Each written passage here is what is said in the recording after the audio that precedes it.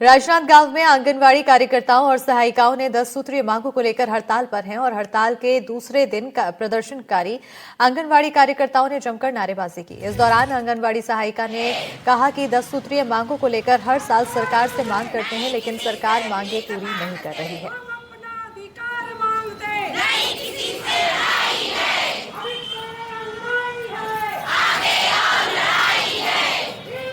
लोग 10 सूत्री मांग को लेकर हड़ताल कर रहे हैं। आज हड़ताल का दूसरा दिन है।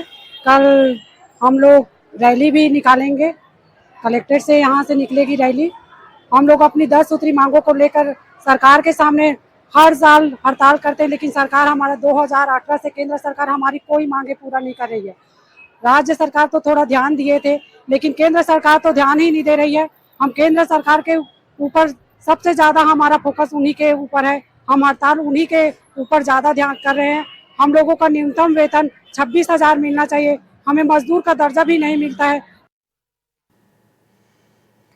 रीवा के संजय गांधी अस्पताल का विवाद से पीछा नहीं छूट रहा है और एक बार फिर अस्पताल के 1200 संविदा कर्मचारी अधीक्षक कार्यालय के सामने एकत्र होकर जोरदार प्रदर्शन करते नजर आए। उनका कहना है कि कंपनी ने बगैर जानकारी के रोस्टर प्रणाली बना दिया है। वार्ड बॉय, सफाई कर्मचारी, सुरक्षा कर्मी सब एक साथ काम करेंगे। कंपनी समय से पेमेंट नहीं देती तो एरियर का भुगतान भी नहीं किया करती। 11 महीने के मासिक श्रम राशि अभी तक बची हुई है। इसके अलावा राष्ट्रीय छुट्टी का पैसा भी नहीं दिया गया। प्रदर्शनकारी कर्मचारियों ने कहा कि उनकी मांगे पूरी नहीं होगी तो आंदोलन करेंगे। उधर अस्पताल के अधीक्षक राहुल मिश्रा ने कर्मचारियों से बात कर सभी मामलों को निपटाने की बात कही है। मासिक श्रम राशि जो प्रतिमाह काट ली जाती है, कंपनी के प्रति हम लोग आवेदन निवेदन अन्य विनय करते हैं तो कंपनी द्वारा पर्सनली टारगेट किया जाता है। अगर राशि मांगने पर टारगेट किया जाता है, नौकरी से बाहर निकाला जाता है, आंकड़ा मुकदमे लगवाए जाते हैं। इसलिए हम लोग सब अपनी गुहार लगाने अधीक्षक महोदय के पास इकट्ठा हैं। यहाँ पे हम लोग को समय से पेमेंट नहीं मिलती है, उसकी समय से पेमेंट नहीं मिलता है, उसके विषय में हम लोग अधीक्षक सर के पास आए हैं। और हमारा जो 11 माह के एरियस है जो गवर्नमेंट की तरफ से अप्रूव कर दिया गया, जो कंपनियों की मनमानी और संस्था की मनमानी की वजह से नहीं मिल पा रहा है। हाँ, इसमें अभी संज्ञान में आया है कि कंपनी के द्वारा शायद इनके कुछ ड्यूटी में परिवर्तन किया गया है, कुछ जिम्मेदारियां बढ़ाई गई हैं और इनके रोस्टर बनाए गए हैं, ड्यूटी रोस्टर बनाए गए हैं, जिसमें इन लोग को आपत्ति है और इन्होंने आपत्ति दर्ज कराई है। और कुछ पुराने इशू इनके हॉलीडे वेजेस को लेकर भी हैं, जो इनका पैसा कटता है वो उनको मिला नहीं है पिछले 1 साल से, 1 साल बल्कि 2 साल से। तो ऐसा इनका कहना है। तो वो अभी हमने कंपनी को के अधिकारियों को बुलाया है और उनसे बातचीत कर रहे हैं और अभी हमने तुरंत निर्णय लेते हुए इसको फिलहाल जिनका ड्यूटी रोस्टर है उसको 1 जनवरी से लागू करने की बात कही है, वो भी ट्रेनिंग देकर।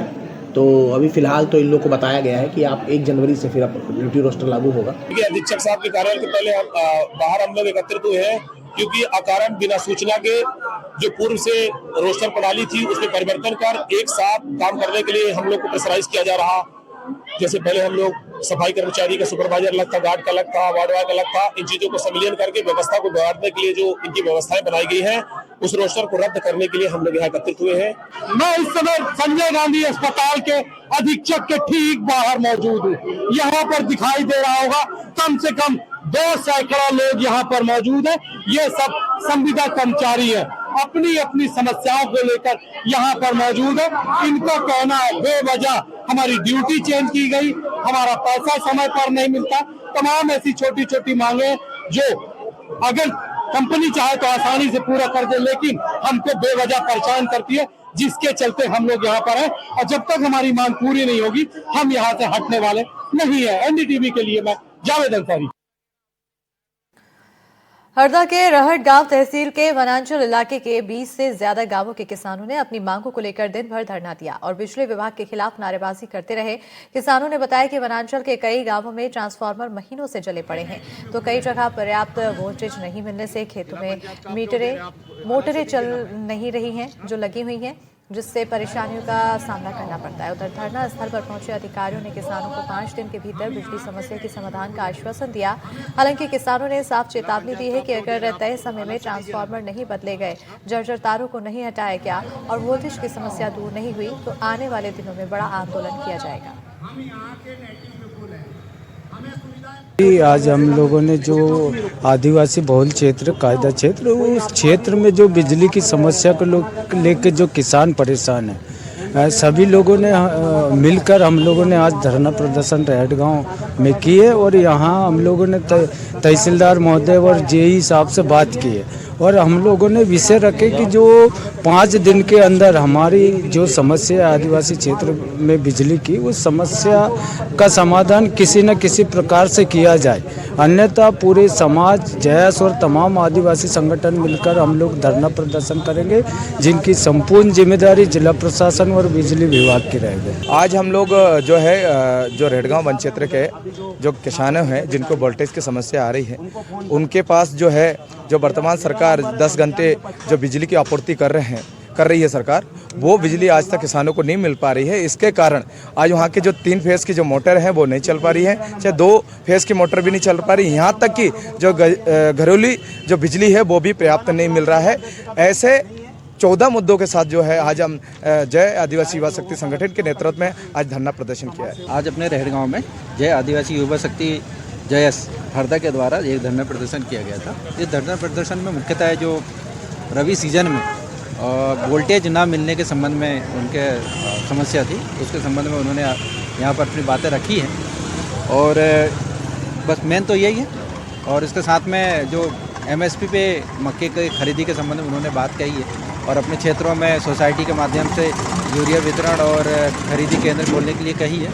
तो ये सारी जो नीतिगत निर्णय हैं, इन बातों को के लिए हम कलेक्टर सर को अपना जो है पत्र पहुंचाएंगे, प्रेषित करेंगे। मुरैना में उद्यानिकी महाविद्यालय का भूमि पूजन किया गया और इस दौरान MP विधानसभा के अध्यक्ष नरेंद्र सिंह तोमर मौजूद रहे। इस कॉलेज का संचालन रानी लक्ष्मीबाई केंद्रीय कृषि विश्वविद्यालय झांसी के तहत हो रहा है। पहले चरण में 186 करोड़ की लागत से यहां कॉलेज भवन, आवासीय क्षेत्र और प्रयोगशाला का निर्माण होगा। केंद्र सरकार ने विश्वविद्यालय के संचालन के लिए 52 पदों पर स्वीकृति दी है। कृपया पहले परिसर में आ जाएं, यहाँ पंडाल में आ जाएं।